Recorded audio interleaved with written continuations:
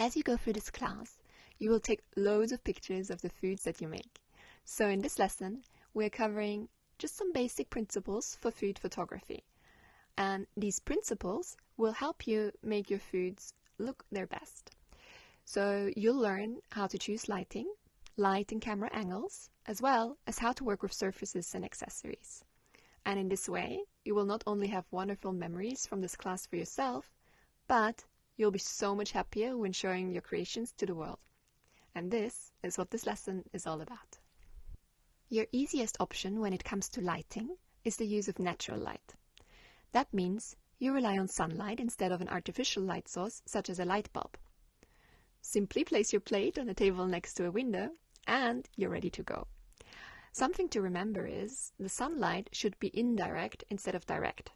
That means you don't have actual rays of sunlight on the plate, but rather the natural reflection of light. Actual sunlight will create harsh shadows and make your food look less appetizing. If you only have a window through which the sun shines onto the table, you could use a diffuser or simply attach blinds at the window to filter and soften the light. Your second option is the use of artificial light.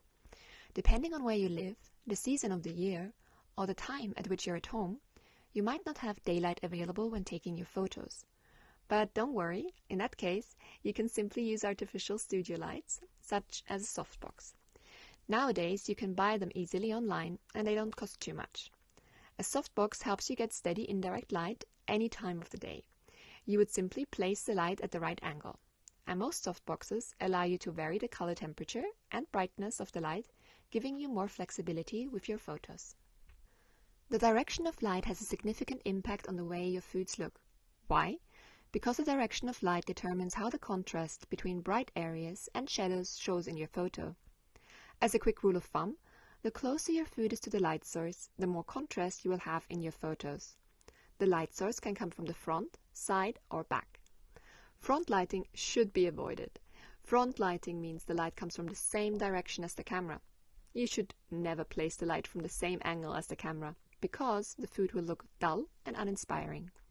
Side lighting means the light source is either on the left or right side of your food. This can be from 45 degrees to 120 degrees. Side lighting works really well with most food photos. Backlighting means the light comes from the opposite direction of the camera, from the back of the food. This would usually be an angle of 120 degrees to 180 degrees. When using backlighting, it makes sense to reflect some of the light from the front, so it won't be too dark in the photo.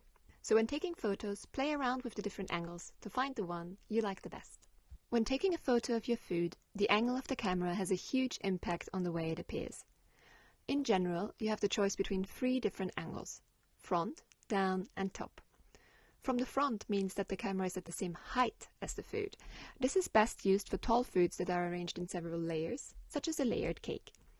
From the side down means you look down from the camera at the food at an angle of around 45 degrees.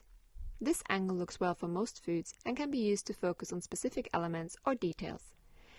When taking a photo from the top, also called bird's eye view, you photograph straight from the top. This is the easiest angle for taking photos with your phone. This angle captures the whole scene and gives a bigger importance to the plate and the way the food is arranged. One of the easiest ways to make food photos great is to use the right surface. The surface serves as a background of your plate, and it can be either light, dark, or bright colored. It can have a clear texture or no texture at all.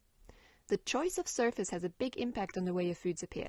For example, a wooden table with lots of structure gives a more rustic, cozy feel, while a white and marbled surface gives a light, elegant touch. When picking a surface for your photos, think about the following questions. What options are available to you? Should the surface be light, dark, or in a specific color? What are the colors of your foods and plate? How much texture should the surface have? What feeling do you want to evoke? And will the surface reflect light? Some of the most common surfaces are wooden tables, marble tiles, wooden boards, and cloths. Each of your photos will tell a story around food. Accessories can help you do that and place your foods into the right setting. Use regular eating or cooking utensils that tell the viewer of the photo about the context in which you prepare or serve foods. Choose accessories to cover the empty spaces of your photo, such as the corners or the background. For instance, when you have a slice of cake, you might show teacups and a teapot in the background, maybe next to a kitchen towel or sugar container. The most important accessory to start with is the plate. It is most common to use a wide, round plate with minimal texture. This will give more focus to the food. Depending on your theme, you can use a light-colored or dark-colored plate, as well as one with lots of texture or none at all. Here are some of the most commonly used accessories: forks, knives, spoons, cups or glasses, small plates or bowls, wooden cutting boards, kitchen towels, food ingredients. And you can see you can get really creative when using these accessories in your food photos. So in summary, use indirect, natural light by placing your food next to a window.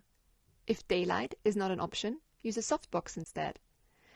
Pick a surface that fits your photo. For desserts, often a simple, light-colored, marbled surface works great. Alternatively, go for a wooden surface. The light source should either come from the side or the back of your food. Pick the right angle to hold the camera. When shooting with a phone, you would most often shoot from the top down. And use cutlery, plates, and kitchen towels or other kitchen utensils that tell a story around your foods to fill the empty spaces.